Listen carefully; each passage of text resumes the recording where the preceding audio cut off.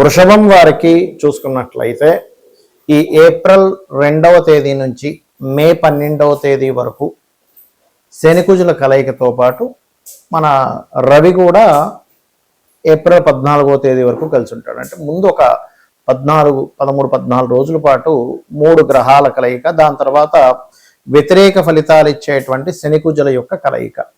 దీని మూలంగా మీకు ఎటువంటి మంచి లాభాలు ఉన్నాయి.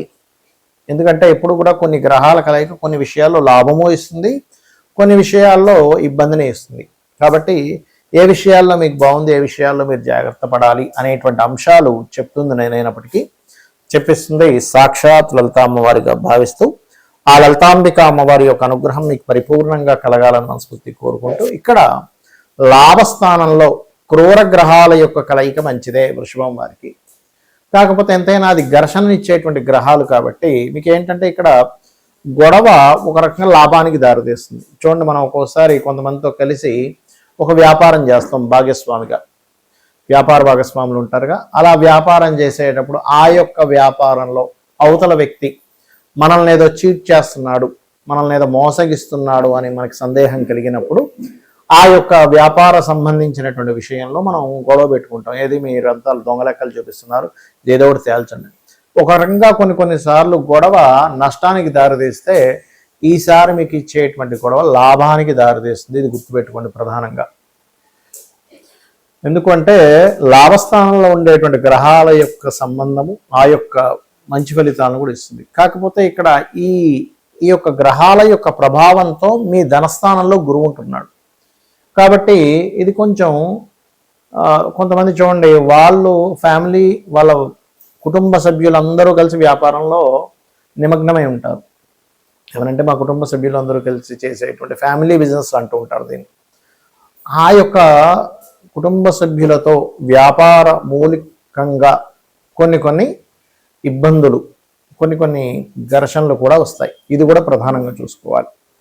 అయితే ఇక్కడ ఏదేమైనప్పటికీ కూడా కొంత కాంపిటీషన్గా తీసుకోవడం, అంటే ఎలాగైనా సరే నేను దీన్ని జయించాలి, ఎంత కష్టమైనా సరే నేను దీన్ని అధిగమించాలనేటువంటి చక్కటి శక్తిని కూడా ఇస్తుంది ఈ గ్రహ కలయిక చెప్పాలంటే.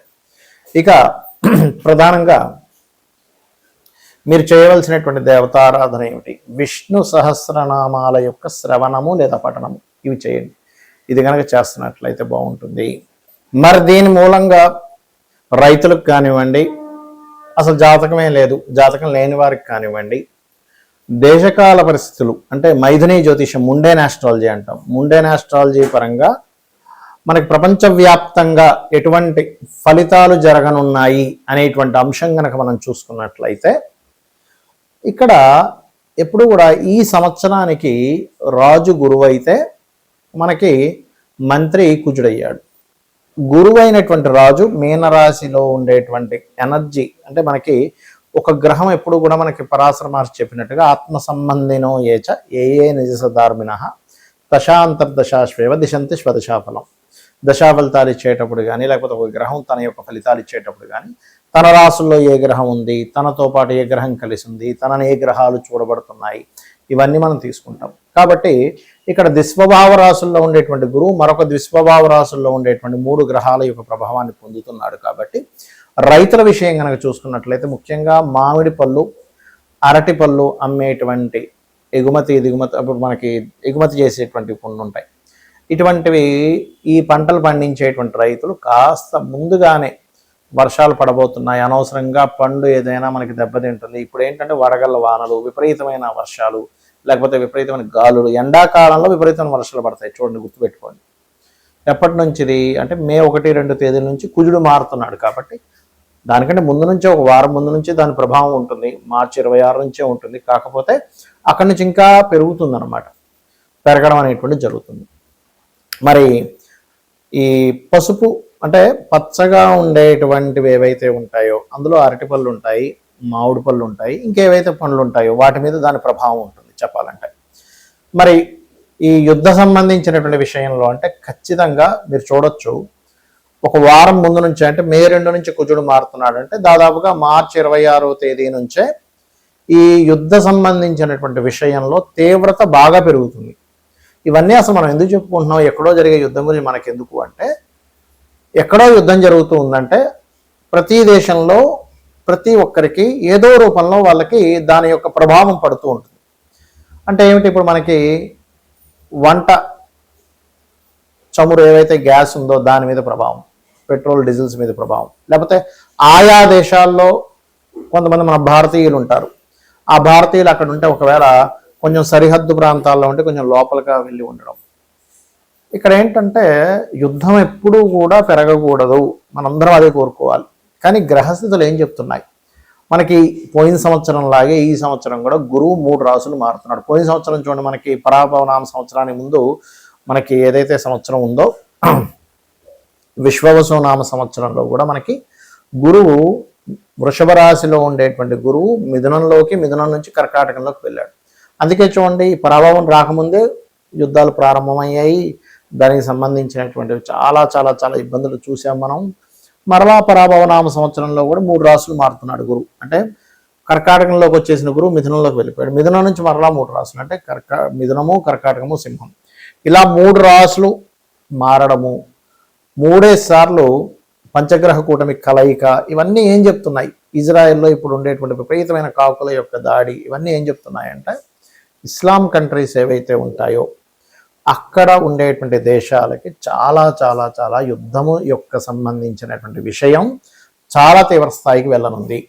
కాబట్టి ఇక్కడ ఏంటి, సామాన్య ప్రజలు, అది అక్కడ ముస్లిమ్స్ అయినా ఎవరైనా కానీ, ఇప్పుడు యుద్ధంలో పాల్గొనేటువంటి వాడికి మాత్రమే ఇబ్బంది ఉండేది ఒకప్పుడు. ఇప్పుడు అలాగా సామాన్య ప్రజల మీద పడుతుంది. కాబట్టి సామాన్య ప్రజలు అక్కడ ఉండేటువంటి వారు వీలైనంత మటుకు కాస్త అక్కడ ఏదైనా బంకర్లు అవి ఉంటే వాటిల్లో కాస్త ఉండడము, ఇటువంటివన్నీ చేయాలి. ఎందుకంటే ఇక్కడ ఈ 3 గ్రహాల యొక్క కలయిక అనేకమైనటువంటి దేశాలను ఇన్వాల్వ్ అయ్యేలా చేస్తుంది. అంటే వారు కూడా మేము కూడా యుద్ధంలోకి వస్తామనేటువంటి ప్రభావాన్ని పెంచుతూ ఉంటుంది.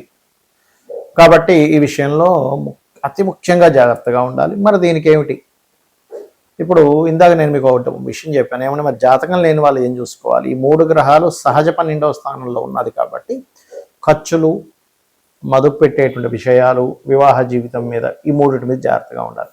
మరి ఎప్పుడైతే ఈ రవి కలుస్తున్నాడో ఈ శనికుజ మధ్యని, కొలెస్ట్రాల్ ఫుడ్ ఎక్కువగా తీసుకోకూడదు, గుర్తుపెట్టుకోండి. ఎందుకంటే సన్ అనేటువంటి గ్రహం ఏదైతే ఉందో అది గుండెకి సంబంధించి కొలెస్ట్రాల్ ఎక్కువ తీసుకునేటువంటివి, జాగ్రత్త పడాలి.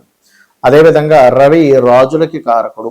రాజు అంటే ఇప్పుడు ఉండేటువంటి పరిభాషల్లో చూసుకున్నట్లయితే సీఎంలు, పిఎంలు, రాజకీయ నాయకులకి కూడా ఇది వర్తిస్తుంది.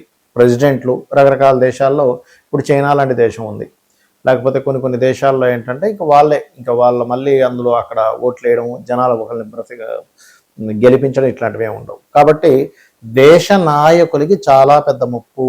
ఎందుకంటే నాయకుడికి రాజుకి కారకుడైనటువంటి రవి ఎప్పుడైతే శనికుజ గ్రహాలతో మీనరాశిలో కలిసి ఉన్నాడో ఇది దేశ నాయకులకి ముప్పునిస్తుంది. ఇంకోటి ఏంటి, ఈ గురువు అతిచారంలో సింహరాశి వైపు వెళ్ళిపోతాడు. కాబట్టి ఇక్కడ ఏంటి, 3 రాసులు, జలము, అగ్ని, వాయువు, ఈ 3టిని కలుషితం చేసేటువంటిది. ఇప్పుడు ఒక యుద్ధం వచ్చింది అనుకోండి, వాయువు కలుషితం అవుతుంది. నావీ సంబంధంలో యుద్ధాలు వచ్చాయి, జలం కలుషితాలు అవుతాయి, జల సంబంధించినటువంటి ప్రళయాలు వస్తాయి, తోరణాలు, అదేవిధంగా అగ్ని సంబంధించినవి. అందుకని ఏంటంటే మీ యొక్క ఇష్టదైవం ఎవరైనా సరే, మీ ఇష్టదైవం ఎవరైతే ఉంటారో వారిని మనస్ఫూర్తిగా ఆ యొక్క పరమాత్మ మిమ్మల్ని ఎటువంటి ఇబ్బంది కలగనివ్వకుండా ఆయన పూర్తిగా కాపాడుతాడనేటువంటి విశ్వాసంతో మీరు మీ నిత్య దేవత ఆరాధన చేయండి.